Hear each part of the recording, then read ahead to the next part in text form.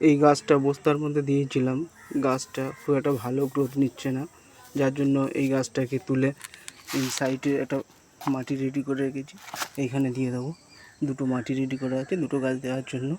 আর এই একটা কৌটো রেখে দিয়েছি, কৌটোর মধ্যে ফাঁকা আছে, ভিতরে সব ছিদ্র করা আছে। যেমন এই কৌটোটা ভিতরে সব ছিদ্র করা আছে, সব ছোটো ছোটো ছিদ্র করা আছে, এরকম ছিদ্র করা আছে যাতে এইখান থেকে আনাজের খোসা টোসা নিয়ে দিলে ভিতরে এইখান থেকে জৈব সারটা পায়। আর এখানে কিছু মাটি আগে থেকে রেডি করে রেখেছি, এই মাটিটা দিয়ে দেওয়া হবে বসিয়ে। আগে একটু জল দিয়ে নেবো, তারপরে গাছটাকে বসাবো। এইভাবে একটু করে জল দিয়ে দিলাম, দিয়ে তারপরে এবারে গাছটাকে বসাবো।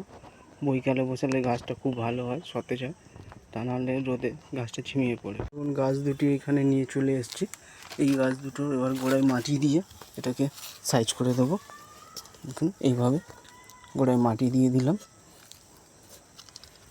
দুটো গাছের এইভাবে মাটি দিয়ে দেবো, গোড়ায় এইভাবে হবে দিয়ে ভরে দেব। এইভাবে দিয়ে দিলাম, গোড়ায় মাটি দিয়ে ভরিয়ে দিলাম। দেখুন গাছটি এইভাবে মাটি দিয়ে দিলাম, গোড়ায় দিয়ে এইভাবে দিয়ে দিলাম, ঢাকাটা এইভাবে রাখলাম। মাটি দেওয়া কমপ্লিট হয়ে গেছে গাছের গোড়ায়। এবার গাছটাকে হালকা করে জল দিয়ে ভিজিয়ে দেওয়া হবে, যাতে সকালে গাছটা সতেজ থাকে। এভাবে ভিজিয়ে দিলাম,